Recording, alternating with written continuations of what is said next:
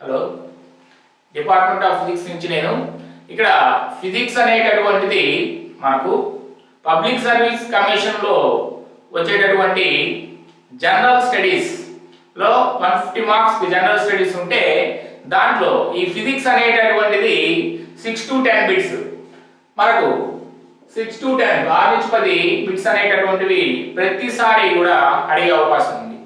ఖచ్చితంగా ఇవి తక్కువ మార్కులని కానీ మనం ఆశించకుండా ఎక్కువ మార్కులు తక్కువ మార్కులు అనేది ఇక్కడ చూడకుండా ప్రతి ఒక్క మార్కు కూడా చాలా వాల్యుబుల్ గా ఉంటుంది. సో ఈ మనకు ఫిజిక్స్ అనేటటువంటిది ప్రతి విషయంలో నిత్య జీవితంలో జరిగేటటువంటిది, తర్వాత మనకు పుస్తకాల్లో చదివినటువంటి విషయాలు అన్నిటినీ కూడా సేకరించి మనకు బిట్లాడడం అనేది జరుగుతూ ఉంటుంది. ఆ బిట్టు అడిగినప్పుడు దాన్ని జాగ్రత్తగా పరిశీలించి మనం ఆన్సర్ చేయవలసి ఉంటుంది. ఎందుకంటే ఒక్కొక్క మార్కు కూడా కొన్ని జీవితాలకి చాలా ఉపయోగపడుతుంటాయి. ఎందుకంటే కొన్ని సంవత్సరాల నుంచి ప్రిపేర్ అవుతూ ఉంటారు, అలాగే వాటిని ఉద్యోగాలు రాకుండా చాలా బాధపడుతూ ఉంటారు. అలాంటి వాటికి ఈ ఒక్క బిట్ అనేటటువంటిది చాలా ఉపయోగపడుతుంది. సో దీంట్లో కొన్ని బిట్లు మనం గమనించినట్లయితే ముఖ్యమైనటువంటి టాపిక్స్ ఉన్నాయి మనకు ఫిజిక్స్ లో. విద్యుత్ కానివ్వండి, ఉష్ణము, ప్రమాణాలు, తర్వాత ధ్వని, వాటన్నిటిలో కూడా అడిగేటటువంటి బిట్స్ అనేటటువంటివి చాలా ఈజీగా అనిపించినప్పటికీ వాటిని ఆన్సర్ చేసేటప్పుడు చాలా జాగ్రత్తగా ఆన్సర్ చేయాల్సి ఉంటుంది. వాటిలో మనకు జనరల్ బిట్ గమనిస్తే ఒక సైన్స్ అనేటటువంటిది ఏ భాషా పదము అని అడుగుతారు.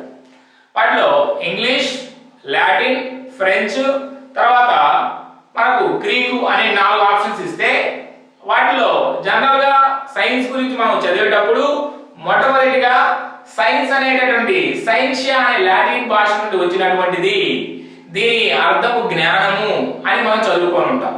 సో దాన్ని బట్టి బిట్టు సైన్స్ ఏ భాష పదం అనగానే లాటిన్ భాష అని టిక్ చేస్తాం. కానీ అక్కడ ఆన్సరు ఆంగ్ల భాషా పదము అని ఇస్తుంటారు. ఎందుకంటే సైన్స్ ఏ భాషా పదం అన్నాడు కానీ ఏ భాష నుండి గ్రహించబడింది అని అడగలేదు. అంటే బిట్టు చదివినప్పుడు మనం అక్కడ పరిశీలించాల్సి ఉంటుంది, 1-2 సార్లు గమనించాల్సి ఉంటుంది. అలాగే ఈ విశ్వంలో అత్యుత్తమైనటువంటి విద్యుత్ వాహకం ఏది అని అడుగుతారు. అప్పుడు వాటిలో అల్యూమినియం, కాపర్, అలాగే సిల్వర్, తర్వాత క్రోమియం ఏదైనా తీసుకున్నాం అనుకోండి, ఇచ్చారనుకోండి, వాటిల్లో జనరల్ గా విద్యుత్ వాహకత అంటే విద్యుత్ అమ్మకుండా ప్రసరింపజేసేటటువంటిది అని అర్థం. సో మనం గమనిస్తే విద్యుత్ తీగలు అల్యూమినియంతో చేస్తుంటారు. అలాగే చిన్న ఒక కరెంటు ఈ వైర్లు మన ఇంట్లో ఉపయోగించినటువంటి వైర్లు, ప్లాస్టిక్ ఉండే వైర్లు, అవి కాపర్తో చేసి ఉంటాయి. సో కాపర్ గానే అయి ఉండొచ్చు, అల్యూమినియం గానే అయి ఉండొచ్చు అనుకొని మనం ఎక్కువగా విద్యుత్ తీగలు అల్యూమినియం కాబట్టి అల్యూమినియం మనం టిక్ చేస్తాం. కానీ అక్కడ చదువున్నట్లయితే దాన్ని మీరు కరెక్ట్ ఆన్సర్ ఏంటంటే సిల్వర్, అంటే వెండి.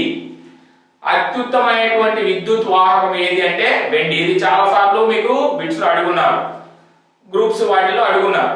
వీటిలో ఇవి ఈ సబ్జెక్ట్ ఓరియంటెడ్ గా మనకు చదివేటప్పుడు చాలా జాగ్రత్తగా చదువుకోవాల్సి ఉంటుంది. అలాగే ఒక టీ తీసుకున్నట్లయితే అది ఏ కప్పులో యూజ్ చేసినప్పుడు తొందరగా చల్లబడుతుంది. కింద లోహపు కప్పు, మట్టి కప్పు, అలాగే గాజు కప్పు, పింగాణి కప్పు. వాటిలో ఆన్సర్ ఏది పెట్టొచ్చు అంటే మీరు అనుకోగానే మట్టి కప్పు పెట్టొచ్చు. ఎందుకంటే మట్టిలో తొందరగా ఇంకిపోతుంది లేదా చల్లబడిపోతుంది అనుకుండొచ్చు. కానీ దానికి కరెక్ట్ అయినటువంటి ఆన్సర్ ఏంటంటే లోహపు కప్పు. ఎందుకంటే లోహం అనేది తొందరగా ఉష్ణాన్ని గ్రహించుకుంటుంది. అక్కడ ఉష్ణ వాహక పదార్థము, ఉష్ణాన్ని తమ్మకుండా తొందరగా పరిసరాలకు పంపించేస్తుంది. అందుకని అక్కడ మనకు ఆ టీ అనేది తొందరగా చల్లబడుతుంది. పింగాణి కప్పు మనం యూజ్ చేస్తూ ఉంటాం సహజంగా. పింగాణి కప్పులు ఏముంది, ఎందుకు యూజ్ చేస్తాం అంటే టీ అనేది ఎక్కువసేపు వేడిగా ఉండడం కోసంగా పింగాణి కప్పులు యూజ్ చేస్తాం. అది మనకు ఆన్సర్ కావాలన్నమాట. కాబట్టి కరెక్ట్ అయిన ఆన్సర్ ఏంటంటే అక్కడ లోహపు కప్పు. లోహం అనేటటువంటిది విద్యుత్ వాహకత కలిగినటువంటి, ఉష్ణ వాహకత కలిగినటువంటిది. సో ఇక్కడ అలాంటి బిట్స్ అనేటటువంటివి అడుగుతారు. సో ఇవన్నిటినీ కూడా పలు రకాలు అడిగినటువంటి బిట్లు, పలుసార్లు అడిగిన బిట్లు, వాటిలో ఏదైతే ఇంపార్టెన్స్ ఉందో వాటికి వాటన్నిటినీ కూడా మనం ఒక క్రమ పద్ధతిలో పెట్టి మీకు అందించడం జరుగుతుంది. ఎక్కువ మార్కులు తక్కువ సమయంలో మీకు వచ్చేదానికి ఇక్కడ సబ్జెక్ట్ అనేటటువంటిది మనం పెట్టడం జరిగింది. ఇది అందరికీ ఉపయోగపడేటటువంటిది. సో సైన్స్ అనేటటువంటి దాంట్లో మనకు 6 బిట్లు అని చెప్పి మీరు తక్కువగా ఊహించుకోవద్దు. ప్రతి బిట్ కూడా చాలా ఇంపార్టెంట్. వాటిలో ఉండేటువంటి ఆ సబ్జెక్ట్ లో ఉండేటటువంటి కొన్ని ప్రమాణాలు అడగవచ్చు, శాస్త్రవేత్తలు అడగవచ్చు. ఆ శాస్త్రవేత్తల యొక్క మనం ఎవరు ముందు కనుక్కున్నారు, ఎవరు ప్రయోగపూర్వకంగా కనుక్కున్నారు, ఎవరు పేరు పెట్టారు అనేటటువంటి వివిధ ఆర్డర్లు అనేటటువంటివి ఉంటాయి. వాటన్నిటి మేము కొన్ని పట్టికల ద్వారా చెప్పడం జరిగింది.